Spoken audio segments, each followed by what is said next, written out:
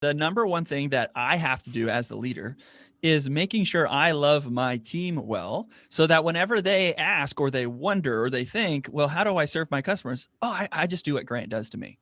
Mm-hmm. There's no like checklist. There's no like do this and it's good enough. When you love people well, you're constantly looking at their needs, putting their Mm-hmm. needs first and serving them however you can. And that's what we try to do. There's several different levels and several different layers of the way that we do that. For my staff, I hired somebody and I call her the executive of belonging. And she's I love it. she's extremely skilled at just looking at other people's needs and celebrating them and caring for them and loving them. And that's what she does. Her entire job is to listen to the heartbeat of all the people in the office. And she comes up with ideas and things that we can do Mm-hmm. to serve them and care for them and everything else. This morning I'm looking at the Teams message right now. She wanted to she sent me a chat in Microsoft Teams and said, hey, I think it's time for like a kids day at the office. I'm like, great, let's do it. She's like, yeah, we'll connect with the laser tag and bowling place and across the parking lot and whatnot. And it's just something that she thinks of. It's her job. It's what she does. And for me, it's like, Matt, I believe you probably have the best intention to be the most amazing boss ever, right? And I do too. I have great intentions to be that. But the best intentions, they require intentional actions. Wow, depends on the time of my childhood. I would say when it first started, I'm in the middle of 7 kids. Wow. And we always had Sunday dinner or lunch, kind of a tradition. It was a really big lunch after church. We'd come home. I grew up on a farm and had like the typical mashed potatoes and gravy and, all the things on Sundays for lunch. Sunday evenings, though, because we had such a big lunch, dinner table was a beach blanket or beach towels put on the floor in the living room as we watched whatever ABC or CBS or I love it. NBC Sunday night movie was going on. So it was Yeah, great. right. Remember with Disney? They had a name for it, Disney Yeah. night or Disney on Sunday night or something like that. I remember those days. Yeah, it was great. It was great. And then when they took Disney away, then they like graduated to James Bond movies on Sundays or something Yeah. like that. I remember that for a period of time. So Yeah, that's great. That's great. So seven kids, huh? What is it like growing up in a house with that many, that many different, I guess, focuses, right? I mean, mom and dad have to drive everybody around. Were you guys like crazy all over the place? Or were you guys more not so much into sports or anything like that? yeah, we were into sports, but my parents divorced when I was just before I got into junior high, and I was actually in the hospital for, in and out of the hospital for about a year before that. So it's like 2 stages of my life, like the Yeah. family time when I was much younger, and then after that, which was a little different. So was there craziness? Yeah, totally. And we're all people, and we've all made mistakes, but it was a blast, man. Yeah. I loved growing up with a big family. You learn a ton. I can I imagine. was Yeah. not that kid who was like weirded out by roommates and stuff when I got to college. So Yeah. it was great. And we did sports, but back then there was no like clubs or anything that were like super important. I mean, we just, put a basketball hoop on the side of the barn, or Yeah. put it up against a palm tree or something. And Very cool. that was Very our cool. sports. It was a good time. What did you guys farm? Was it an It active was a farm or? dairy farm. Oh, Dairy very cool. farm. Yep. So most of the milk that my family produced went to like butter and cheeses and stuff like that. Cool. So you grew up around entrepreneurialism. Was it? I assume it was your family's farm, right? So you grew up Correct. around entrepreneurialism, and that probably gave you your foundation for wanting to get into business on your own. Yeah. Yeah, somewhat. My father owned the dairy, and then my grandfather on my mother's side also owned a dairy farm. And then my grandfather on my father's side, he owned a mortuary. Hmm. So business ownership wasn't like a weird or novel thing to me. It wasn't like something that was scary to jump into because Hmm. it was just a thing. That's what you do. You can own a business. That's an Yeah. option, right?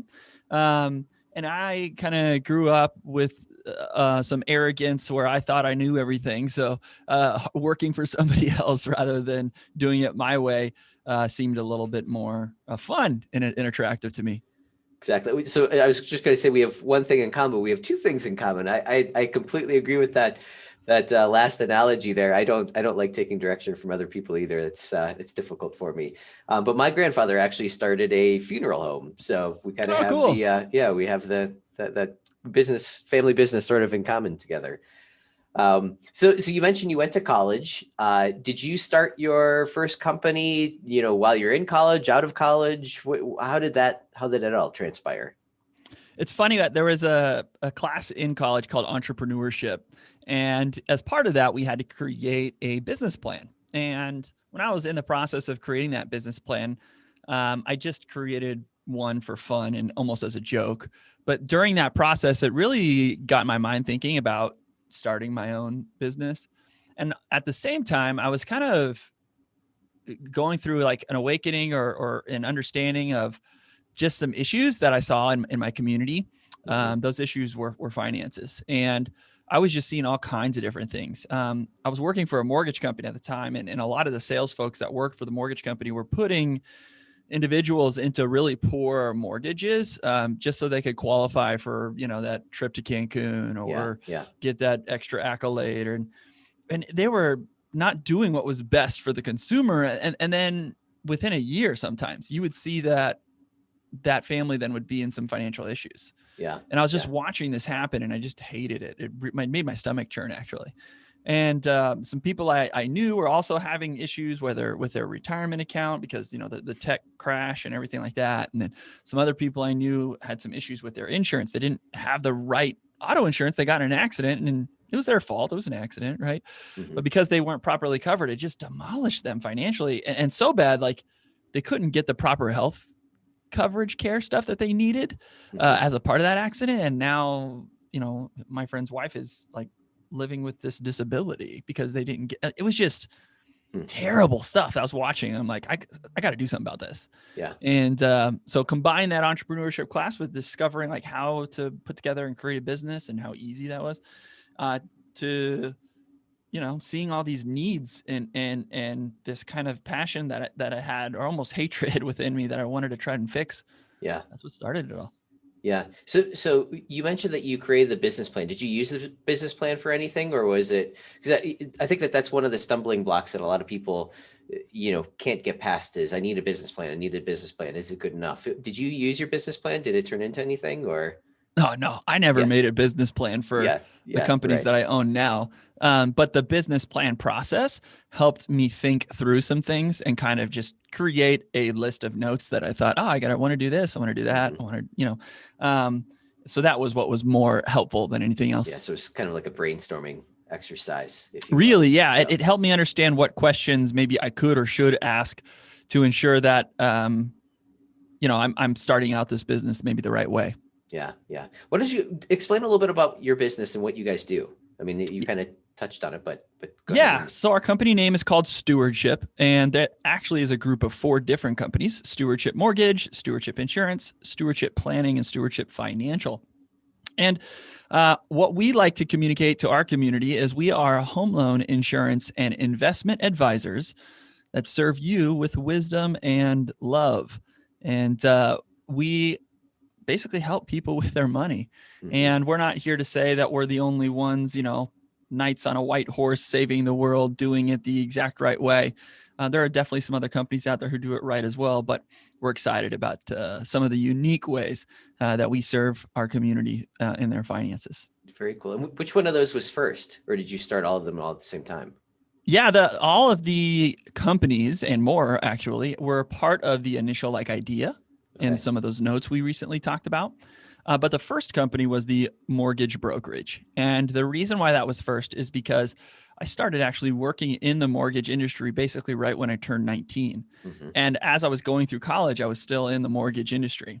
And before that, I was working in credit cards. I was a credit card debt collector. So I was very familiar with debt and very familiar with mortgages. So that was the lowest barrier to entry. So it sounds like you've done a great job of, sort of dovetailing your businesses together. So would you ever spin off into something like completely different that you didn't necessarily have a background in, or something that, didn't touch one of those industries, or have you done that already? Yeah, totally. I actually recently did that within the last several years. we've been fortunate enough to win some awards, and when that happens, people ask you to speak at different events and whatnot, and that was happening for a while.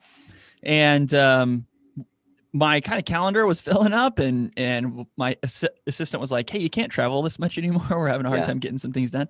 But I didn't want to stop, because I really enjoyed sharing how we've had some of our success and helping other people do that. And then she said, "Well, have you ever heard of making an online course?" And I'm like, "What's that?" So then I got into the online course creation world, and now I have an online course that teaches people how to create an awesome workplace culture, how to hire, how to fire, how to keep people accountable. Because that's basically the key to our success is our team. And that's what I would speak on primarily. And from there, it turned into somebody who worked at a publisher, took the course, and then they asked me to write a book. I was like, "No, I never want to write a book." And like, "No, you don't understand. You need to write a book." And I'm like, "Oh, okay." So then now I wrote that book, and I'm in the process of writing my second book. So that's like a whole nother business thing that I never really thought of or had any experience in, but jumped in. And the biggest reason why, Matt, is because there was a need. And that's the heart of every business is you find a need and you fill it. And if you can do that with genuine selflessness, where you're going to put somebody else's needs ahead of your own, you'll be just fine. Yeah, no, that's those are really, really impactful words. And again, I think a lot of people get into business because they see dollar signs or potential there, and they do it for the wrong reasons. We basically have the same type of philosophy as well. What are some of the things that you have learned in that hiring process and building that culture? I'll just tell you a quick little story. We actually are in the process of trying to hire an office manager, and I had someone in here last week who seemed to do a great job, or seemingly on paper was going to do a great job. But right away, I started seeing these things that where we would give him a task, and I'm very focused on outcomes, right? So I said, this is what we want to achieve, and he would make a phone call and say, "Okay, they wanted this, this, and this. Sorry, I couldn't be more help." He just kind of threw up his hands and basically gave up. So I realized, okay, well, he's not the right person for us, because we want to be able to, again, focus on outcomes. So what are some of the I guess the screening processes or the techniques, or how do you uncover who would be a right fit for you in whatever organization it is that you're looking for? What are some of those things that you've learned over the years? Yeah, I actually just got done hiring 5 people for my team, and I can walk you through the process that I did with that. But before doing so, it's important to understand the primary focus when hiring. You need to hire character first. As a matter of fact, I mean, I work in finances, and this is a big deal, right? You would think I need to get licensed people or people that have experience in doing this. The truth is, Matt, you could teach a monkey to do insurance. It's not that big of a deal.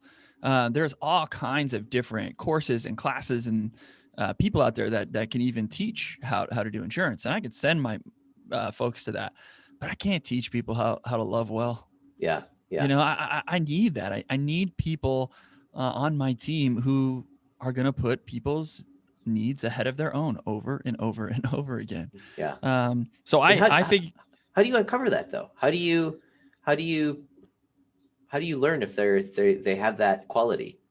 Yeah, very intentional processes as part of the hiring. So these 5 that I just hired are actually some very part-time executive assistants for people that are on my team. And what I brought them through for the little amount of hours and the little amount of pay that they're getting is probably almost unbelievable. But it was super duper helpful. Yeah. And the first, it starts by not putting out a job description and saying, "Hey, I have a job. Come look at this job description and then let me know." I actually do what's called a job announcement, where I build one web page. And in this web page, I don't talk about the pay. I don't talk about what I'm looking for from this individual. I talk about the character of my company, Stewardship, and how we serve our customers, and what types of character people they get to work with, that they would be a part of this. But more importantly, I really hammer home this mission. I call it a unified purpose that my team is on. They get to be a part of something where they get to make the world a better place every day when they come into work. And they get to do it with a bunch of other people. And that's really, really fun and super enjoyable. And I want to attract people who are excited about that. So that's what I first talk about. And then from there, should they be interested, they're required to do two things: email and send me a text message. And then I will send them a job description. Now, after that, I ask them to send me their resume as part of that. And honestly, when I look at their resume, I make sure that there's some competencies there that I'm legally required to do.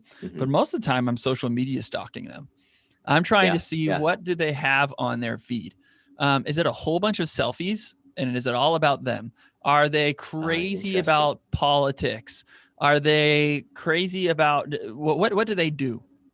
Online? What's their presence like? Because if you can show maturity in your social media feed, there's a very good chance you can show maturity in other areas of your life. And what I really want to look for is other people who are tagging them in posts.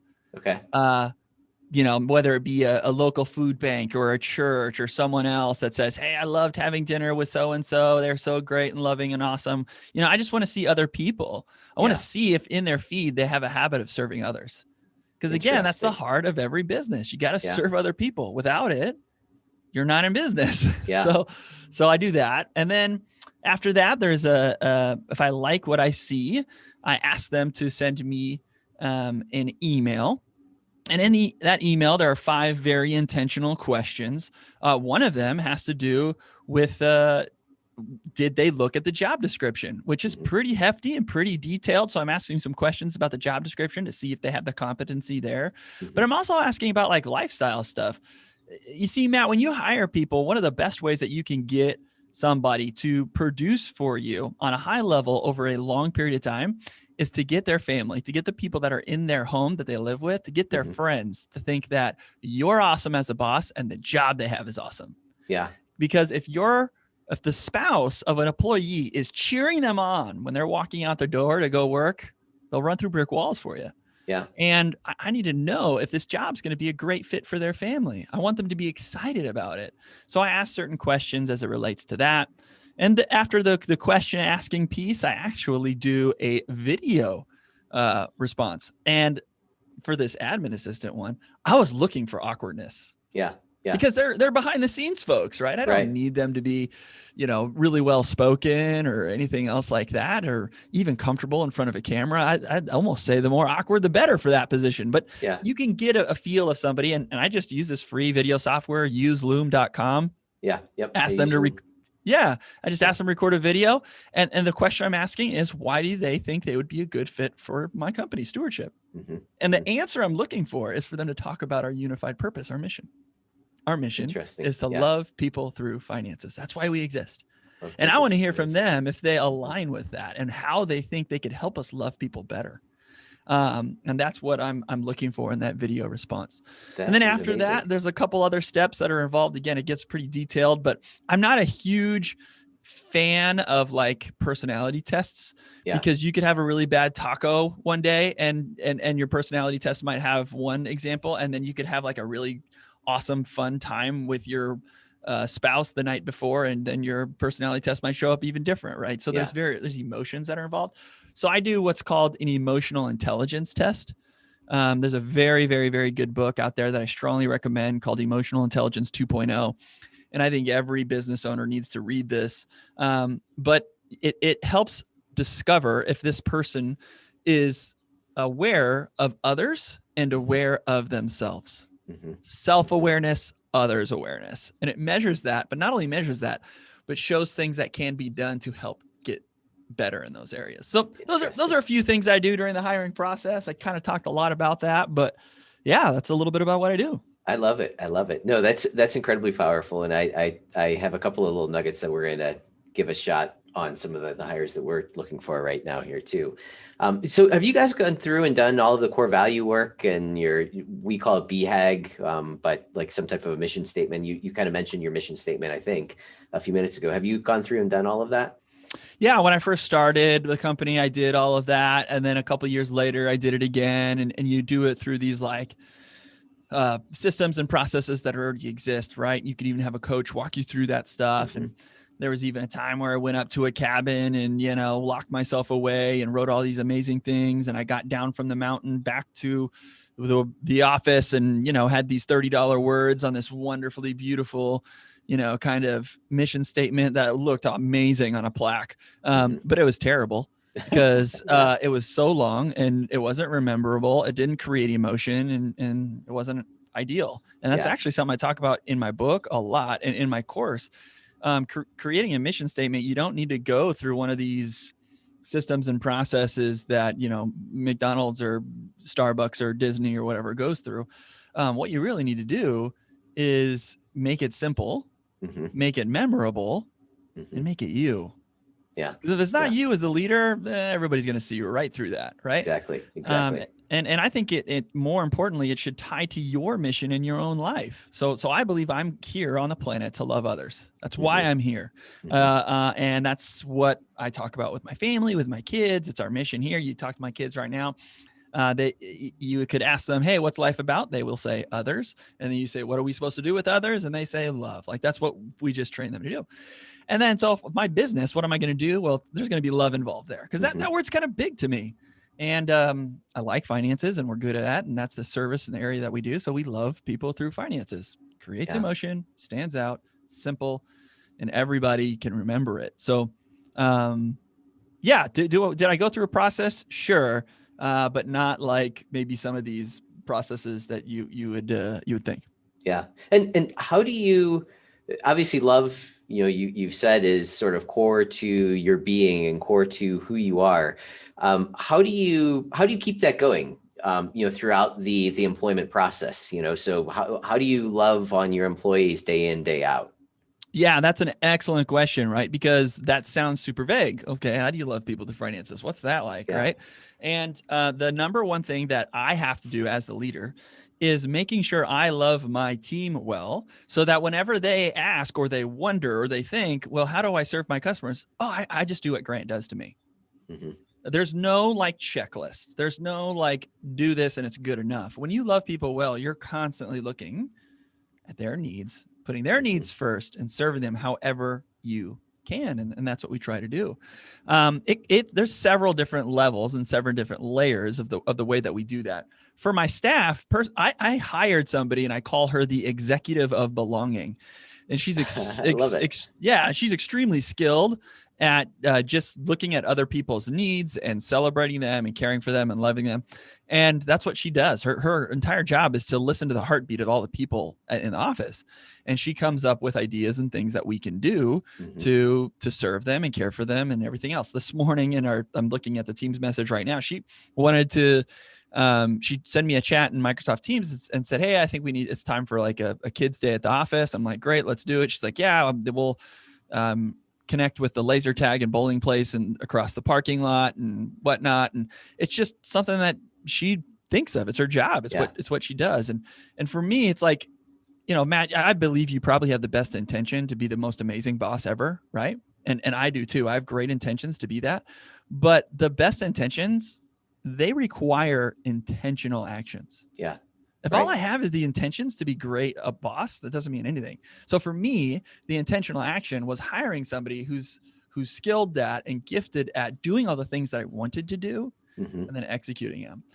But even from a customer standpoint, making sure that we're loving people through finances, every year we evaluate the customer journey and we put ourselves in the customer's shoes and say, how can we make this better? How can we make this more unique? How can we serve more of their needs? How can we make this more convenient?